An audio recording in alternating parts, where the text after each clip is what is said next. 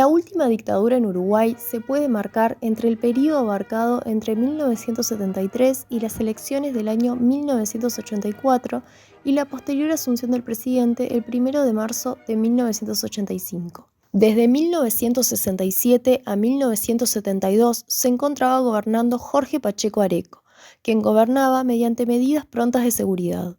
Las mismas son un instrumento constitucional que en casos excepcionales permite al Poder Ejecutivo tomar decisiones urgentes, sin respetar la independencia de los otros poderes del Estado. Por lo tanto, su recurrente utilización denota cierta limitación a la democracia. Sumado a esto, en 1971, las Fuerzas Armadas ingresan a la política con el objetivo de enfrentar a la guerrilla, a cargo de su organización principal, Movimiento de Liberación Nacional. Ese mismo año hubo elecciones en el país. Los partidos políticos tradicionales, Nacional y Colorado, se encontraban fraccionados. A su vez, se suma la creación del Frente Amplio, a partir de la unión de varios grupos y movimientos de izquierda, surgiendo como propuesta pacífica frente a la lucha armada. A partir de estas elecciones fue electo Juan María Bordaberry como presidente, asumiendo el 1 de marzo de 1972. Si bien el presidente fue electo, no tenía demasiado apoyo dada la fragmentación de los partidos. Frente al escaso apoyo que tenía Bordaberry como presidente, él mismo respaldó la intervención de las Fuerzas Armadas y firmó el Pacto de Boiso-Lanza, a partir del cual los militares pasaban a realizar tareas políticas y administrativas, reservadas hasta el momento solo a los civiles. Además, se creó el COSENA, Consejo de Seguridad Nacional, integrado por el presidente, algunos ministros y actores de las Fuerzas Armadas, sustituyendo funciones de la Asamblea General. De esta forma, las Fuerzas Armadas fueron ganando autonomía, protagonismo y poder en el país. El punto de inflexión fue el 27 de junio de 1973, cuando por decreto presidencial y dándolo a conocer a la población por cadena nacional de radio, se produjo la disolución de las cámaras de senadores y representantes del Parlamento, siendo sustituido por un Consejo de Estado.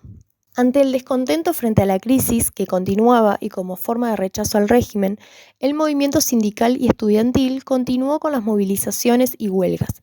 Se declaró huelga general por parte de la Convención Nacional de Trabajadores. Estas manifestaciones se correspondían con represión, declarando agrupaciones sindicales como ilegales, destituyendo de sus puestos a quienes se adhieran a las huelgas y a todos aquellos ciudadanos opositores o que pensaran diferente al régimen, muchos de ellos siendo detenidos, por lo que en este tiempo se abrieron nuevos centros de detención. La represión también era psicológica. Se aplicaron torturas, desapariciones, aislamiento, violando derechos humanos, queriendo generar temor en la población, lo que se denominó como terrorismo de Estado.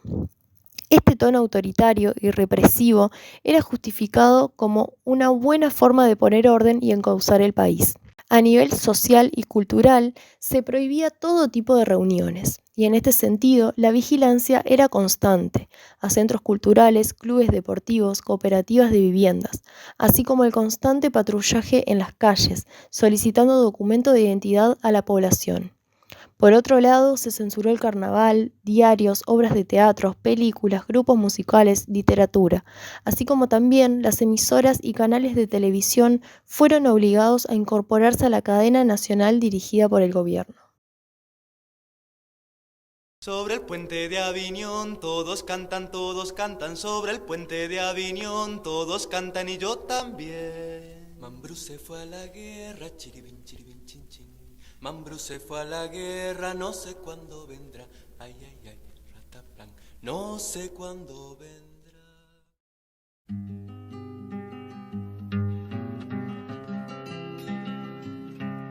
Si bien muchos fueron los aspectos que se vieron afectados durante el periodo de la dictadura militar, la cultura fue sin duda uno de los principales, debido a que la misma era asociada con la subversión.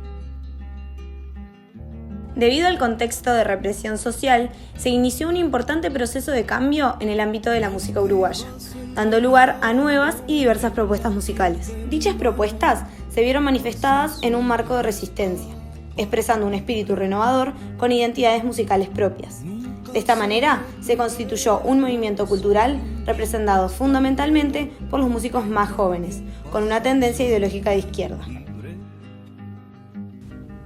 Este movimiento cultural y musical es conocido vulgarmente como canto popular, aunque hay quienes afirman que es más adecuado llamarlo música popular uruguaya. Los años en que tuvo lugar el golpe de Estado se conocen como años de silencio, debido a la censura, represión y exilio de algunos músicos. Todos los recitales o espectáculos que no provenían de la Dirección Nacional de Relaciones Públicas tenían que solicitar los correspondientes permisos de actuación, presentar las letras de sus canciones, los integrantes, sus domicilios, entre otras cosas. Esto sin duda controlaba y limitaba el tipo de música que estaba permitido escuchar en dicha época. Esto es conocido como la censura. Los diversos grupos musicales debían pasar por este filtro para poder realizar sus actuaciones. Para profundizar en este tema, nos remitiremos a la entrevista realizada a la cantautora Laura Canoura.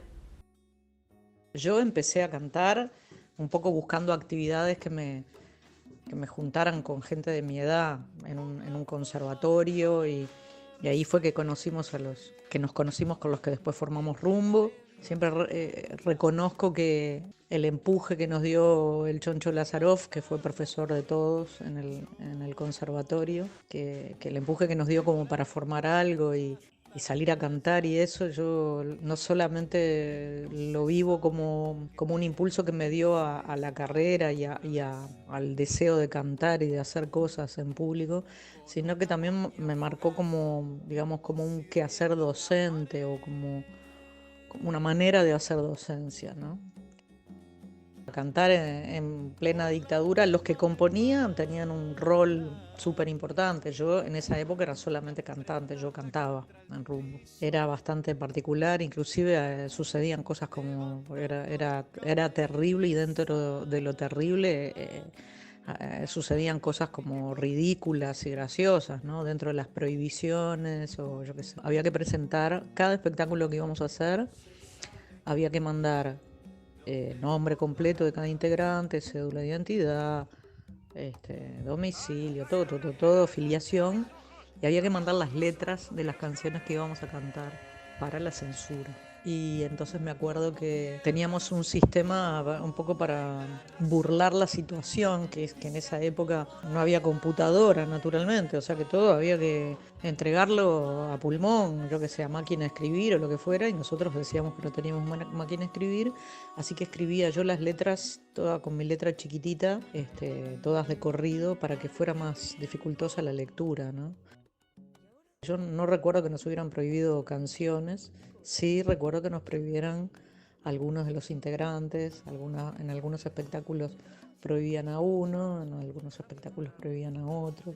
Yo creo que fue que fue una etapa difícil, complicada, pero que también afianzó carreras, desarrolló talentos, ¿no? Yo pienso que en el caso, por ejemplo, de Rumbo, que el que más componía era Mauricio Ubal, la dictadura también lo formó como poeta, como creativo, ¿no? O sea, Mauricio es un tipo súper sutil con sus letras, se van a dar cuenta, no solamente las canciones como A Redoblar, que tal vez es la canción más conocida y que más ha trascendido la historia, sino también el nivel poético para decir un montón de cosas sin decirlas explícitamente, ¿no? La cultura fue para nosotros como un refugio.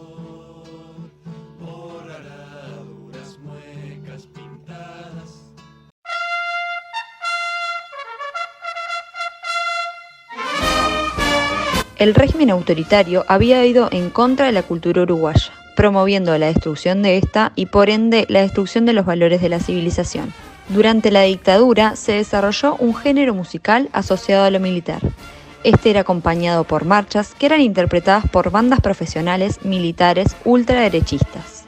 Era casi imposible escuchar radio sin que sonaran las conocidas marchas. Abra camino, tú eres clarines.